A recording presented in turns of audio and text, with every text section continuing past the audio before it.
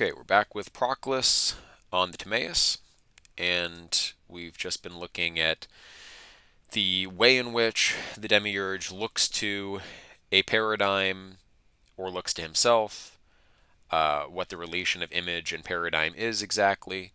We'll review this last lemma and short section, um, and then I think the next section will be new material. So we'll go ahead and get into that. After this manner, therefore, we must decide about the image and the paradigm of it.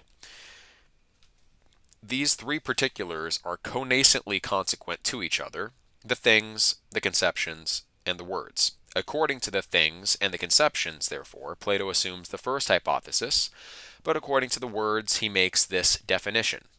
For when he separates that which is generated from being, he adheres to the theory of things.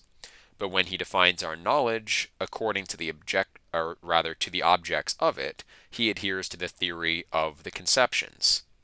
And now, distributing the words according to the diversity in the knowledge of them, he demonstrates to us their definite nature.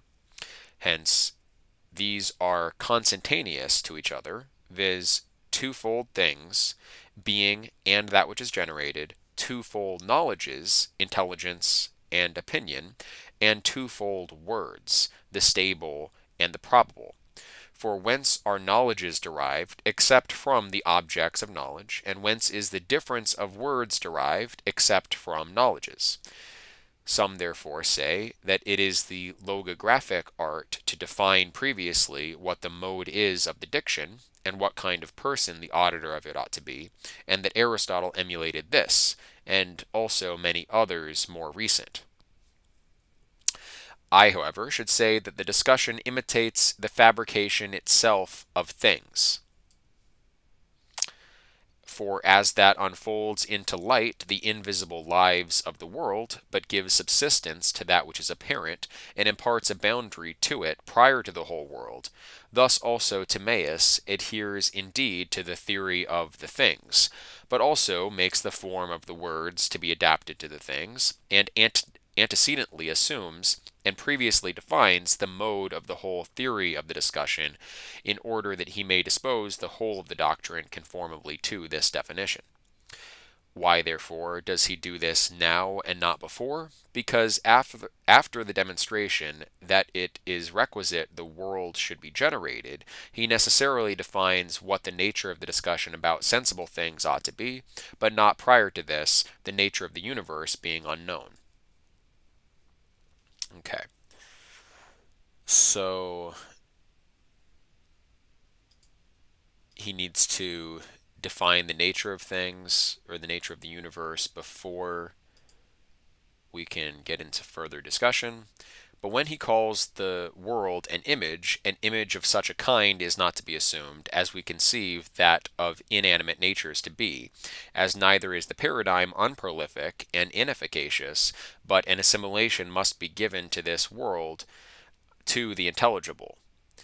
In the first place, indeed, according to the prolific power of the paradigm, okay, so an image that's modeled on the intelligible is, of course, different than an image that is modeled on some sensible object. Images of intelligible things being suspended from or likenesses of higher realities will have life and animacy. In the first place, indeed, according to the prolific power of the paradigm, for by its very being it produces the image from itself. So images here of inanimate things aren't produced by those inanimate things themselves, whereas the prolific power of intelligible paradigms just produces likenesses. That's the emanationist theory of ontology. In the second place, according to the demiurgic cause, which renders the universe more similar to the intelligible by the energies extended to it. So the paradigm itself, and then the demiurgic cause also joins the image to the paradigm. And in the third place, according to the conversion of the world itself to the forming power and participation of intelligibles. So all three, the intelligible paradigm, the demiurgic cause of the image, and then the image reverting back to its paradigm, all contribute to the likeness. and coherence of the whole, for it assimilates itself, as the oracle says, hastening to be invested with the impression of the images which the intelligible gods extend to it. Okay, so the next lemma. As words, therefore, are allied to the things themselves of which they are the interpreters. So words are the interpreters of things themselves. As the progression of beings is from the one which is prior to the many, and mundane natures proceed from a monad to their proper number, thus also the discourse of Timaeus, being assimilated, as he says, to beings, commences from one axiom and the universal, and thus afterwards introduces division to his words. What, therefore, is the one common axiom in the words before us? That it is necessary language should be allied to the things, of which it is the interpreter. And it seems that the Platonists Albinus and Gaius and their followers took occasion from hence to define in how many ways Plato dogmatizes, and that he does this in a twofold respect, either scientifically or from probability, and not according to one mode, nor as if all discussions had one accuracy, whether they are concerning beings or things which subsist through generation, but such as is the nature of things, such also is that of the words which are divided in conjunction with these, or conjunction with things. Okay, so the truth of words will be relative to the divisions in beings. There's not one, homonymous sense of words that'll correspond to the nature of the things under consideration, which is why Timaeus says at the outset of this whole investigation that of physical things, only a probable truth is possible. You can only have apodeictic certain truth of intelligible natures talking about the world of generation. We're limited in the kind of truth that our words can have. Hence, they subsist in such a way with respect to accuracy and clearness about the things which are their subjects, that some words assert the accuracy of the dogmas, but others their probability. For it is necessary that language should be similar to things, since it could not otherwise interpret their nature than by being allied to them. For it is requisite that what the thing is contractedly, that language should be evolvedly, in order that it may unfold the thing into light and may be subordinate to the nature of it. Hence the divine causes of language unfold after this manner the essences of the natures prior to them, and are connascent with them. Okay, so language is treated like an image of real being unfolding into a number, the monadic thing itself, so the same mode of ontological progression. Language is just part of that broader pattern. In the gods, therefore, the angel or messenger of Zeus, i.e., Hermes, who has the relation of logos to the intellect of his father, announces the will of Zeus to secondary natures. But in essences, soul, which is the logos of intelligibles, unfolds the united cause of wholes which is in them, she receiving from them her hypostasis. I'm not sure why all this is italicized, if that's Taylor's doing or what. But yeah, it does seem significant. So logos, of course, is a relation between things. It means proportion. It does mean measure. And the way that Plotinus talks about the logoi, they proceed from intelligible nature and they are on a par with soul. So a thing is a logos of another thing insofar as it's basically a messenger or measure in due proportion of the thing itself. So it is a metaxic entity. It is between things. It's not like a hypostasis in its own right. And so relatively speaking, soul is the logos of intellect. But then, I guess in a certain sense, intellect would be the logos compared to the intelligibles, or even compared to the one itself in some sense. Let's read the italicized section again. In the gods, therefore, the angel or messenger of Zeus, Hermes, who has the relation of logos to the intellect of his father, announces the will of Zeus to secondary natures. But in essences, soul, which is the logos of intelligibles, unfolds the united cause of wholes which is in them, she receiving from them her hypostasis. And in the genre superior to us, the angelic order has the relation of logos to the gods. Okay, so logos is taken in the sense of messenger there. That's consistent with Plotinus's use of logoi.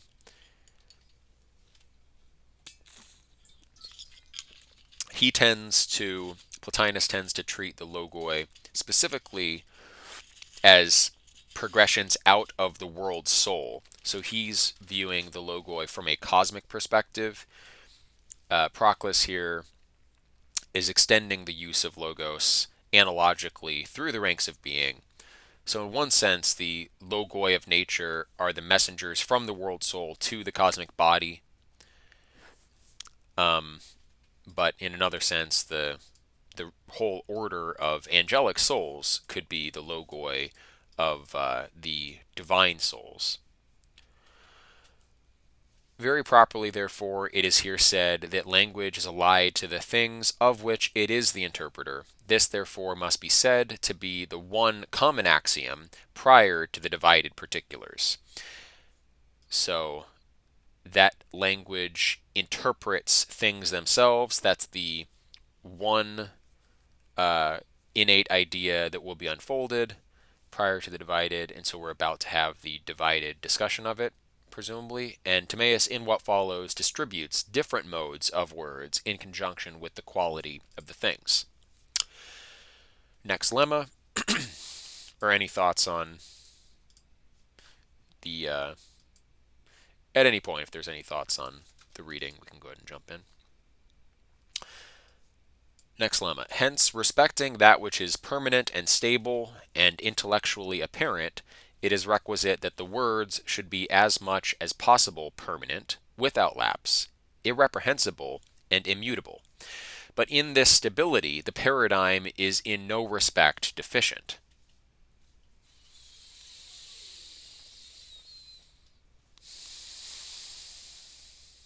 The words should be as much as possible permanent, without lapse, irreprehensible, and immutable. But in this stability, the paradigm is in no respect deficient.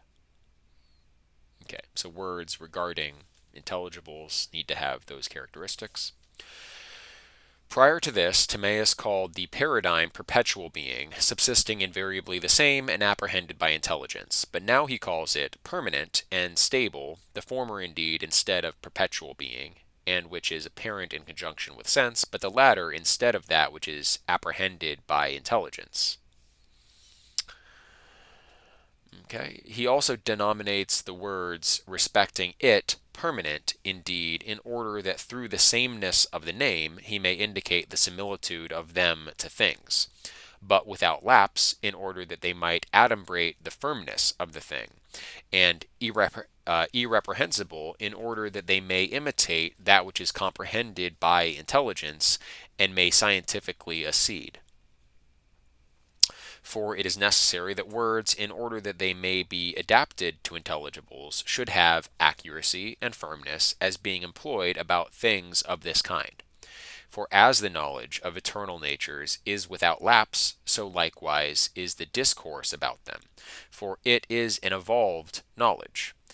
Since, however, it proceeds into multitude and is allotted a composite nature, and on this account falls short of the union in impartibility of the thing, he denominates the thing itself in the singular number permanent and stable and intellectually apparent, but the discourse about it in the plural number, calling it stable words, which are without a lapse and are irreprehensible.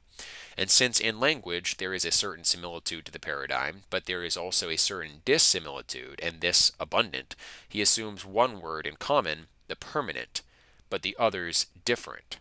Since also a scientific discourse is irreprehensible, as with reference to all our knowledge, for there is not anything in us better than science, but is confuted by the thing itself as not being able to comprehend the nature of it, such as it really is, and as falling off from its impartibility.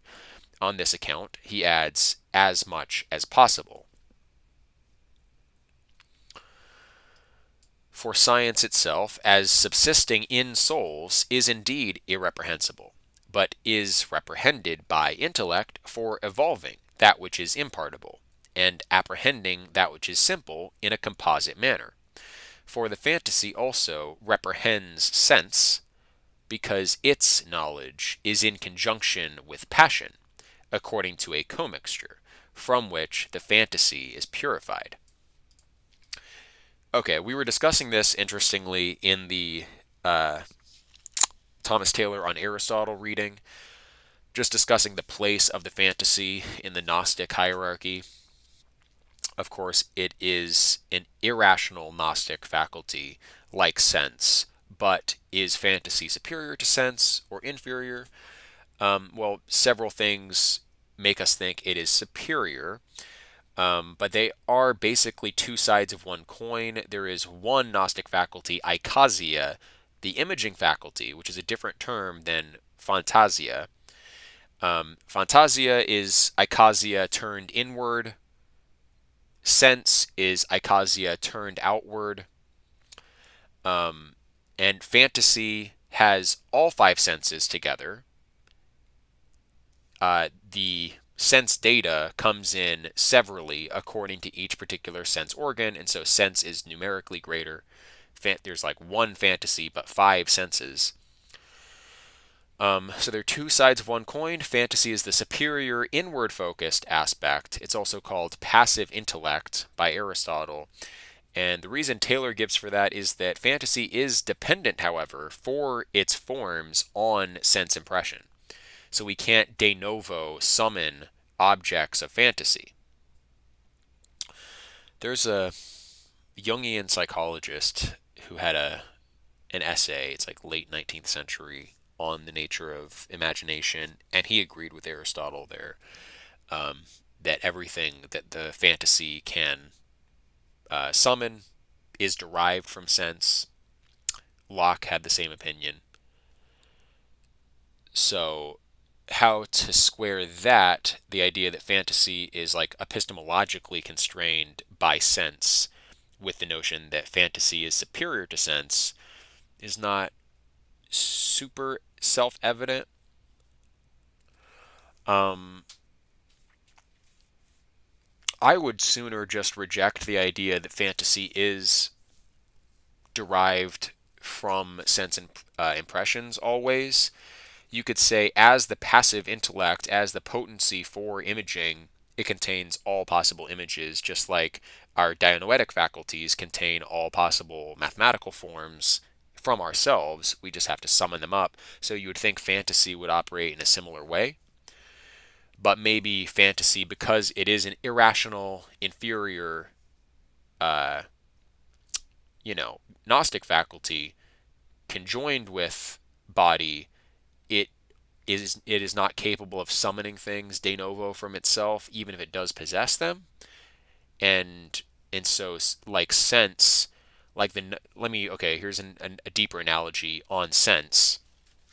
Sense is composed of the impression of the physical body, and then the Gnostic element that is the true sight. The true sight is not the physical impression. The true sight is the knowing of the sensible object. But in sense experience, sight is always dependent on whatever is impinging upon our sense organs. Although the Gnostic sight is superior to the physical preconditions of sight, the one seems to be contingent upon the other. And we were also looking at this in Plotinus recently on the impassibility of the soul. So the soul should be impassible. It should not actually be dependent or affected by external things. And there are different ways of dealing with that issue. One is to say that, and this is one interpretation of what Plotinus says there. Sorry for the long digression. It's just I want to synthesize because we happen to be running into the same issue from multiple angles, and I think we should discuss it a little bit. So, with you can say that we have all of the sensible impressions in us forever. All sensible forms are just in our passive intellect, our imaging faculty, and can be summoned at any time. And the physical condition of the body, the soul knowing it, not by impression, but by an active energy, an energeia, as opposed to a passive kinesis or motion, by an active energy, becomes aware of the form of the body and then summons from its own faculties this store of forms and makes us aware of the condition of the body. It's not that the body is impressed upon, but that the soul actively surveys the condition of the body, and it can do that because the irrational logoi, the irrational reason principles inherent in sense objects, have some logoi or measure or proportion in common with the rational logoi in our souls. And so, having that middle term of the logos, we can be aware of bodily conditions through soul. It's not that body impinges upon soul, it's that the rational element of body sympathizes with the rational element of soul, and soul summons the correlative form in itself. It's not impressed upon from without by body. So, in that scheme, sense is dependent on its objects in the physical world. It's dependent on the sense organs in a limited sense. It is not truly passive to them. And so maybe in a correlative way, fantasy is not truly dependent upon sense knowledge.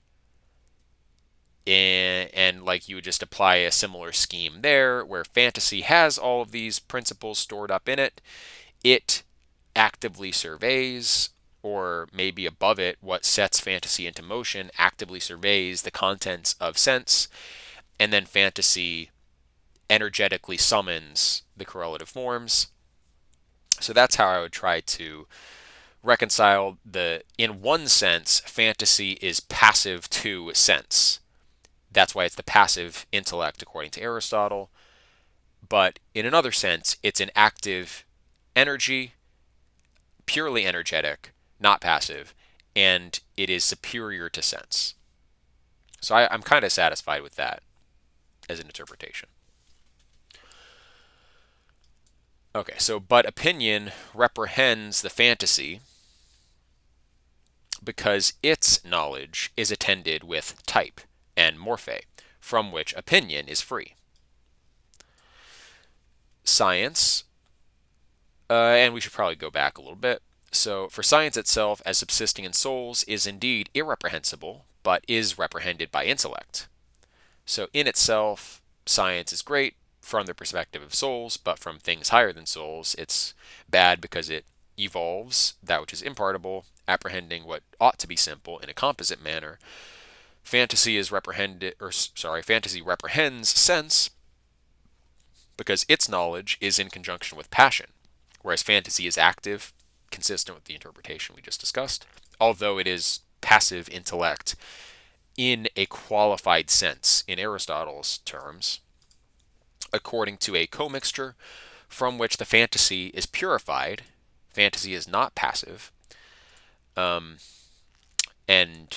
Plotinus would argue even sense is not passive in the strict sense of like causal passivity or causal patiency.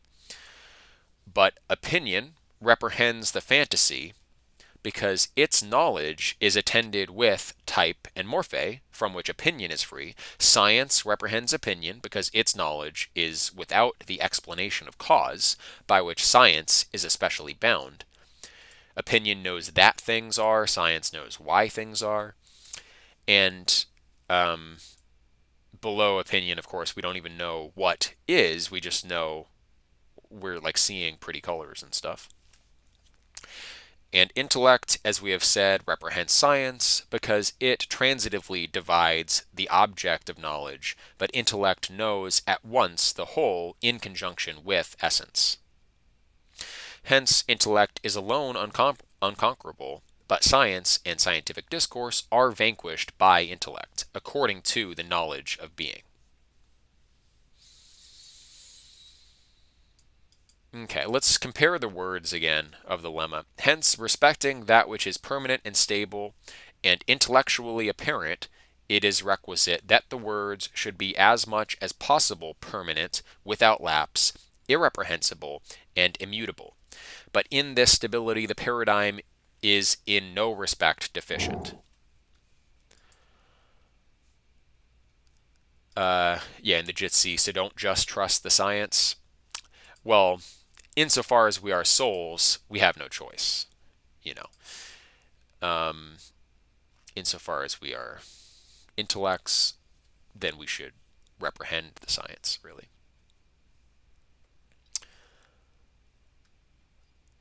Okay.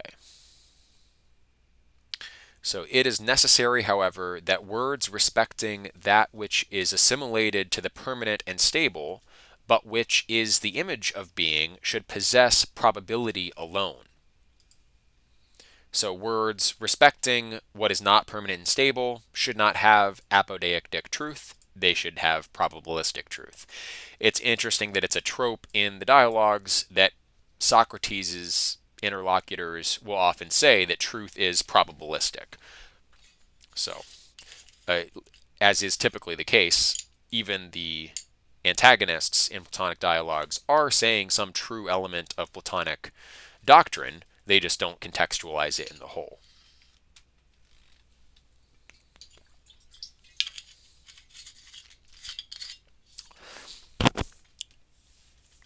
Okay.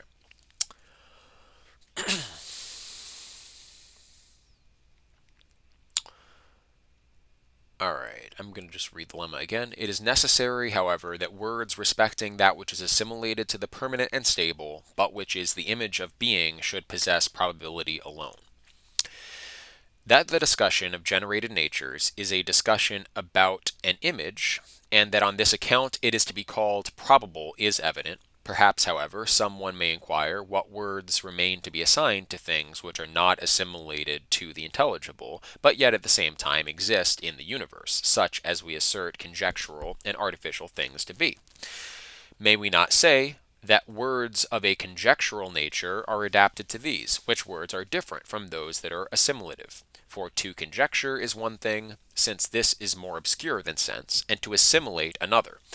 For assimilation pertains to the thing, for assimilation pertains to the interpreters of the images of being. Yeah, and words are those interpreters, so assimilation rather than conjecture. Artificial, therefore, and conjectural things are unfolded through conjectural words, unless other such like words are adapted to things which are truly conjectural. But with respect to artificial things, assimilative or probable words are adapted to those that are the first from forms. But to those which have a secondary hypostasis and are the third from truth, such words are adapted as pertain to things conjectural by nature. And this reflects the Aristotelian distinction between things which are true for the most part and things that, may sometimes happen. That's his modal syllogistic, which I don't think anyone has properly assimilated and systematized. But okay, so we have different language for things that are closest to stable being. Those will be assimilative slash probable. And then you would expect that there's then a category of words that are probable alone and not truly assimilative to the things themselves. And then you have a category that is conjectural. Or maybe you would have like probable and conjectural, and then conjectural, um, or something like that. Chen? Yeah, would there also be a like a level of words that would be completely identical to the divine principles that they describe? Because I don't know if I'm associating this incorrectly, but this sort of reminds me of this one verse in Revelations that when Jesus comes back, he has this name written on his cloak that only he knows, and it sort of corresponds to what you would expect from a transcendent Godhead that would sort of be one with his attributes, you know. So there Right. must be sort of like, yeah, He, yeah, yeah, like the true God is his name. Um, yeah, something like that. yeah, it would follow from the general scheme that that would have to be the case. Um, Higher realities are less partible. So the correlation between the thing and the interpreter of the thing for lower realities is more distant. For higher realities, it would just converge tighter and tighter until past a certain point, there is no difference between the reality and then its name, or it is self-interpretive. Kind of reminds me of Chris Langan's terminology in the CTMU. Um, self what is it called? Self processing self and anyways, the idea of self interpretation would have to exist at higher realities. Yeah, yeah. And there's also this passage in Homer that sort of implies that the the names that the people call the gods is not what the gods call themselves, something along the lines of that. Yeah, and there we're still dealing with a difference between the higher names. Proclus talks about this in his commentary on the Cratylus as well. So yeah, the gods will have truer names for things, and those names will also be shorter names. Um, like human names will be more extended. The divine names in Homer are always shorter than the human names for things. So yeah. Interesting. All right, so for conjectural things are the images of sensibles in the same manner as sensibles are the images of intelligibles. Thus, the painted bed is the image of that which is made by the carpenter. Farther still, this also must be considered that Plato is now speaking about physical images, and that on this account he gives a twofold division to words. For things which are assimilated to the intelligible subsist by nature or naturally, but this is not the case with things artificial. For the artist does not make that which he makes. What? Oh, wait, I see. For the artist does not make that which he makes according to certain ideas, though Socrates appears to say this in the Republic. There, however, what is said is asserted for the sake of the paradigm and is not concerning ideas themselves. This is very obscure. I'm not sure exactly what he's saying here. For he says that God is the maker and demiurge of things artificial, but he is not the demiurge of ideas. But in the Protagoras, it is clearly shown by Plato that we do not contain the reasons or productive principles of the arts, much less of things artificial, and that neither are the paradigms of them established in the gods. These, therefore, were not generated according to the intelligible. Okay, so the you would think the principles of the arts aren't contained in us, but are contained in like the younger gods or attending demiurgic causes. You know, in Greek mythology, various technologies will be introduced by a Hephaestus or whomever, or rather, not Protagoras, but of course, Prometheus. Uh, you know, bringing fire to the to mortals and whatnot. So we receive principles of the arts. We don't just have them in ourselves, but in simplifying the language, we could say that humans contain these productive principles in themselves, maybe at a lower or a more specific degree of technological, specificity, more particularistic technologies. We may have the paradigm in ourselves, but let's read the footnote. So and the context, for he says that God is the maker and demiurge of things artificial, but he's not the demiurge of ideas. So here, see the 10th book of the Republic, where he speaks of the ideas of a bed and a table. Plato, however, did not intend to signify in what he there says that there is an idea of each of these in the intellect of the demiurge of the universe, or in short, that there are ideas of things artificial. But he calls, there are, of course, archetypes of them. They are subordinate to soul, but they're not ideas in the Platonic sense.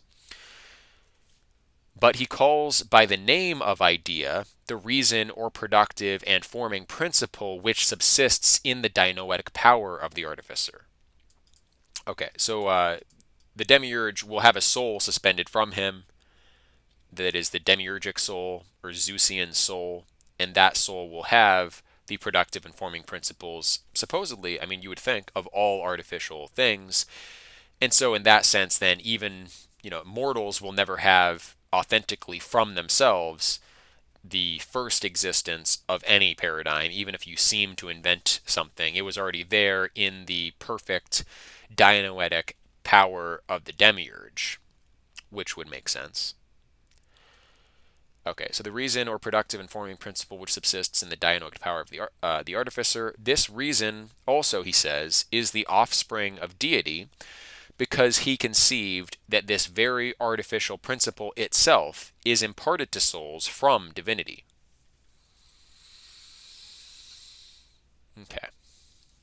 Proclus in the Parmenides well observes that an argument of the truth of this may be derived from hence that Plato calls a poet the third from, or with respect to, the truth, placing him analogous to a painter who does not make a bed, but the image of it. The form of bed, therefore, in the dianoetic power of the artificer, ranks as first with respect to truth, the bed which he makes as second, and that which is painted as the third. But if there was an idea of bed in the intellect of divinity, the painter would be the fourth, not the third from truth. Okay, so that actually does clarify quite a bit. Um, let's read the whole paragraph again, and then read footnote 2. Farther still, this also must be considered that Plato is now speaking about physical images, and that on this account he gives a twofold division of words. For things which are assimilated to the intelligible subsist by nature or naturally, but this is not the case with things artificial. For the artist does not make that which he makes according to certain ideas, though Socrates appears to say this in the Republic. And so there, the term must refer to like actual intellectual or intelligible paradigms. So the artist doesn't have a paradigm in the strict sense. He has what is, you know, reason, yeah, productive reason principles of the things he makes, but he doesn't have ideas, strictly speaking. There, however, what is said is asserted for the sake of the paradigm and is not concerning ideas themselves. So there, Socrates uses the simpler language around paradigms and images to explain the concept of paradigms and images, not to disclose the doctrine of ideas and specify what the forms truly are. For he says that God is the maker and demiurge of things artificial, but he is not the demiurge of ideas. Um, right, and that's also true that the demiurge doesn't make the ideas themselves. He is the maker of all things artificial, and if you could do a sensu lato of that, in that the whole cosmos is artificial because it's all according to the artifice of the demiurge. But ideas are eternal, they are not made in any sense. Well, I guess they're, created in the same sense that anything emanating from a higher cause is created. But we've gone through in this work the various senses of creation and cause and generated.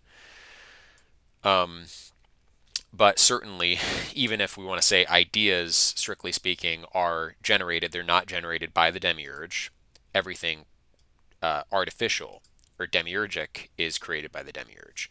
But in the Protagoras, it is clearly shown by Plato that we do not contain the reasons or productive principles of the arts, much less of things artificial, and that neither are the paradigms of them established in the gods. Well, I mean, it seems like we just said in the previous footnote that the paradigms of artificial things are in the dianoetic energies of the demiurge. So footnote 2, i.e., the soul does not essentially contain the reasons of those arts, which are solely ministrant to the purpose of mortal life. Mm, so I'm not sure about that. And Is that it a I moral life think it says moral life. Oh, moral, not mortal. Yeah, so the I soul don't does know if it not. makes a difference. I'm not sure either. The soul does not essentially contain the reasons of those arts which are solely ministrant to the purposes of the moral life. Which, yeah, I mean, I think does. The moral life, where we have deliberative choice, is kind of identical to the mortal life because we only have deliberative choice as opposed to will, which always pursues the good when there isn't just good. Deliberative choice is distinguished from will or boule when there is evil, and so we only have moral life per se when there is good and evil, therefore, in the world of generation. So actually, I don't think it makes a difference. Um, but I'm still not quite grasping. I'm not sure that Taylor is right. I feel like Taylor is explaining it in the other direction from where I would want to explain it myself. Um, so he says we don't contain the reasons or productive principles. Taylor specifies because these are inferior to the essential life of soul. So those productive principles are lower and they're not in the gods themselves. But I would think, I mean, he just said in the previous, I'm missing something, but in the previous footnote, he said that the artificial um, reason principles, productive informing principles of artificial things are in the dianoetic powers of the demiurge. So that's the first place they seem to occur. But then he says neither are the paradigms of them established in the gods, which seems to contradict that. Proclus does. So, uh, I'm really not sure. Let me see. These, therefore, were not generated according to the intelligible. So when he says that they're not established in the gods, he's probably talking about a different rank of gods than the demiurge. And, like, this is another sense where you can't explain all the doctrines at every moment in every dialogue. So in this instance, he says, "Oh yeah, the paradigms of things aren't in the gods either." Well, they're at the lowest rank of second hypostasis deity, the demiurge, and they're at the level of his dianoetic energies, the soul attached to the god, not the god himself in himself at the intellectual level. I think it is sufficient to say that they're not. Actually, this could accurately uh, locate the level of the paradigms of artificial things because they're not in the gods as themselves and they're not in souls as ourselves. So where would they be? They would be in the soul of the creative God. So they're above souls in that they're in a divine soul, and they're below the gods in that they're dianoetic, not intelligible. So actually, this can I think I'm happy with that interpretation too. That can locate it very nicely. Plato, however, now divides words into those which pertain to the discussion of the intelligible and those which are concerning the image of the intelligible. Hence, indicating this, he says that words respecting that which is assimilated to the permanent and stable, but which is the image of being, should possess probability alone. But the works of nature are assimilated to the intelligible, and not the works of art, so that neither have particulars this assimilation definitely, but the universals which are in them. We have, however, spoken concerning these things elsewhere. I wonder where. Um, okay, so he says the words respecting that which is assimilated to the permanent and stable, but which is the image of being, should possess probability alone. But the works of nature are assimilated to the intelligible, and not the works of art. So that neither have particulars this assimilation definitely, but the universals which are in them. Okay, so the assimilate, we know with, I'm not sure if the implication is that even universals instantiated in particulars we can only know probabilistically. But maybe, I mean, that's true according to quantum mechanics. The like information instantiated in physical bodies can never be known definitively. The universals themselves can be known because those are simply assimilated to the intelligible. mathematicals, but insofar as they're in the world, we don't even know the universals in the world fully accurately. They can only possess probability. Um, but beneath that, there is only conjectural truth. So I think that's probably enough. The next section is a little longer than I want to do now in the last few minutes, so we'll pick up here next time. Good stuff. Any last thoughts on the discussion today?